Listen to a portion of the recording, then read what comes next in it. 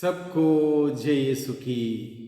प्रभु यीशु क्रिस्त में प्यारे भाइयों बहनों, नवजीवन का संदेश इस शीर्षक के अंतर्गत प्रतिदिन का ईश्वर का जीवंत वचनों को सुनने के लिए, समझने के लिए, उन वचनों को ग्रहण करते हुए उन वचनों के अनुसार जीवन बिताने की शक्ति, सामर्थ्य, कृपा, अनुग्रह मांगते हुए एक सुंदर आदर्श क्रिस्तीय जीवन बिताने की विशेष कृपा मांगने के लिए मैं आप सभी लोगों का हार्दिक स्वागत करता हूं।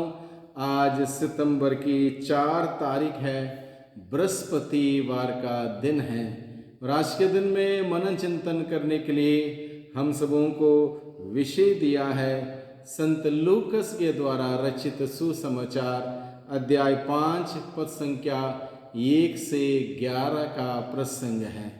इस प्रसंग में मुख्य रूप से हम लोग देखते हैं भाइयों बहनों, प्रभु यीशु के बगैर, प्रभु यीशु से दूर रहते हुए अगर हम लोग कोई भी मेहनत परिश्रम करेंगे उसमें बरकत नहीं आती।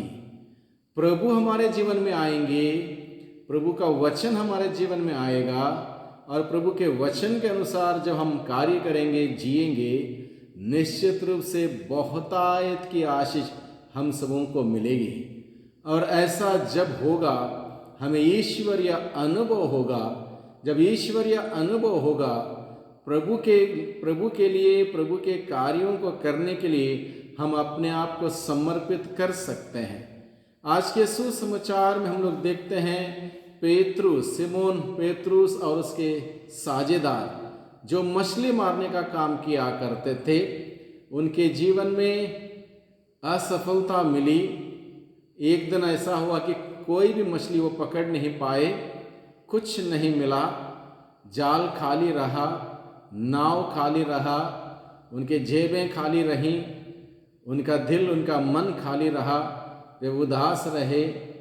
और ऐसे खालीपन में प्रभु यीशु मसीह वहाँ पर आते हैं। सिमोन पेतरुस ने यीशु का स्वागत किया अपने ही अंदाज से, प्रभु का वचन सुना, प्रभु के आदेश को सुना, उस आदेश का पालन किया, उसके अनुसार कार्य किया और ऐसा करने पर बहुत अधिक मछलियां फंस गईं। एक सुंदर ईश्वरीय अनुभव उसको हुआ। इस उदाहरण के द्वारा प्रभु मुझे और आपको सर्वप्रथम बुलाते हैं ईश वचन सुनने के लिए। प्रभु का सुसमाचार बताता है, एक दिन ईसा गेनेसरेत की झील के पास थे। लोग ईश्वर का वचन सुनने के लिए उन पर गिरे पड़ते थे। लोगों की भीड़ वहां पर आना, ईश्वर के वचन को सुनना, एकमात्र लक्ष्य, उद्देश्य और मकसद था। लोग ईश्वर का वचन को सुनने के लिए यीशु पर गिरे पड़ते थे। इसका मतलब यह है कि लोगों को मालूम था ईश्वर का वचन सुनने से क्या होता है, पालन करने से क्या होता है, उसके द्वारा कैसे आशीष और बरकत मिलती है, लोगों को मालूम था। इसलिए लोग ईश्वर का वचन सुनने के लिए यीशु पर गिरे पड़ते हैं। और वहाँ पर गेनेसरेत की झील के किनारे प्रभु यीशु ने देखा 2 नावों को जो खाली थीं। मछुआरे उदास, मायूस होकर अपने जाल मरम्मत कर रहे थे। रात भर वे मेहनत कर चुके थे, एक भी मछली पकड़ नहीं सके। और प्रभु यीशु ने भीड़ के वजह से सिमोन पेतरुस की नाव में प्रवेश किया। उस खाली नाव को अपनी उपस्थिति से भर दिया। नाव में बैठकर उपदेश सुनाया, ईश वचन सुनाया और लोग सुनते रहे। उसके बाद सिमोन पेतरुस से प्रभु यीशु ने कहा, जो अब तक जाल मरम्मत करते करते ईश वचन सुन रहा था, प्रभु यीशु ने कहा, नाव गहरे पानी की ओर ले चलो और मछलियां मारने के लिए अपना जाल डाल दो। सिमोन पेतरुस कह सकता था उस वक्त, आप तो एक अनजान अजनबी व्यक्ति है मेरे लिए, आपको क्या पता मछली कब मिलती है, कैसे मिलती है। अब तो दिन हो चुका है, रात का समय है मछली मारने का, जिसमें हम लोगों ने प्रयास किया, मेहनत की, कुछ हासिल नहीं हुआ, अब सवेरे कुछ मिलेगा नहीं। लेकिन पेतरुस ऐसा कुछ नहीं बोलता है। जो कहा गया है उसका पालन करता है।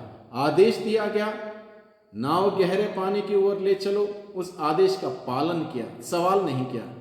आदेश का पालन करते हुए नाव गहरे पानी की ओर ले चला। दूसरा आदेश हुआ, अब मछली मारने के लिए जाल डाल दो। उसने जाल डाला और ऐसा करने पर इतनी ज़्यादा मछलियाँ फंस गईं कि वे अकेले संभाल नहीं पाए। उसने अपने दूसरे साझेदारों को इशारे से बुलाया और वे भी आए। उन्होंने भी अपनी नाव को इतना भर लिया कि नावें डूबने को हो गई। यह सुंदर अद्भुत चमत्कार देखकर पेतरुस अपने आप को महसूस करता है कि मैं एक पापी मनुष्य हूँ, और इसलिए वो प्रभु से कहता है, प्रभु मेरे पास से चले जाइए, मैं एक पापी मनुष्य हूँ। प्रभु यीशु उसको कहता है, आपने एक झलक मात्र देखा या अनुभव किया, अब से तुम मनुष्यों को पकड़ा करोगे।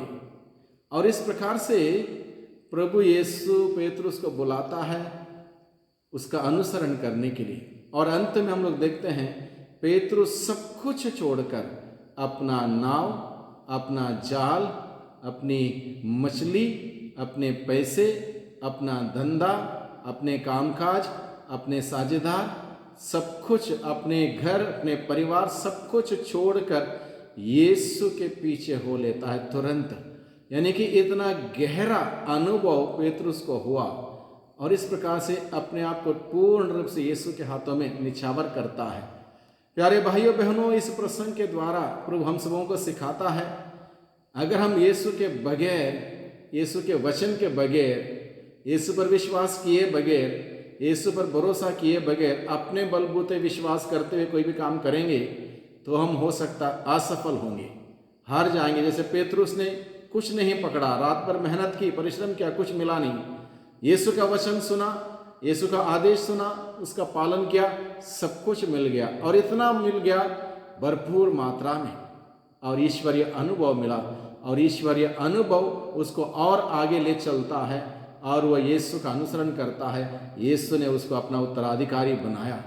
इस प्रकार का जीवन पेतरुस का रहा। इस उदाहरण के द्वारा प्रभु मुझे और आपको, हम सबों को बुलाता है, भाइयों बहनों, हम ईश्वर का वचन सुने, आदेशों को सुने, उसका पालन करें, उसके अनुसार कार्य करें। निश्चित रूप से मेरे और आपके जीवन में, हम सबों के जीवन में चिन्ह चमत्कार होंगे, ईश्वरीय अनुभव हम सबों को मिलेगा, और हम सभी एहसास करेंगे हम कहाँ पर खड़े हैं ईश्वर के सामने, और ईश्वर का अनुसरण करने के लिए हम सभी सदैव तत्पर रहेंगे, तैयार रहेंगे। क्योंकि प्रभु को जानना, प्रभु को मानना कितना अद्भुत है, या वही व्यक्ति अनुभव कर सकता है जिसने प्रभु को चख करके देखा हो।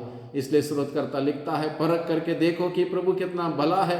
प्रभु कितना भला है, इस बात को परख करके देखने के लिए मुझे और आपको हर दिन प्रभु का वचन सुनना, पढ़ना, मनन चिंतन करना, प्रार्थना करना, प्रभु के सानिध्य में जाना, समय बिताना प्रार्थना में, इस प्रकार से कार्य करना बहुत ही जरूरी है। तभी जाके प्रभु का अनुभव हमें हासिल होगा, और प्रभु का अनुभव हमें प्रभु के और नजदीक ले चलेगा, प्रभु की महिमा दिखाएगा, प्रभु की महिमा हम सभी कर पाएंगे।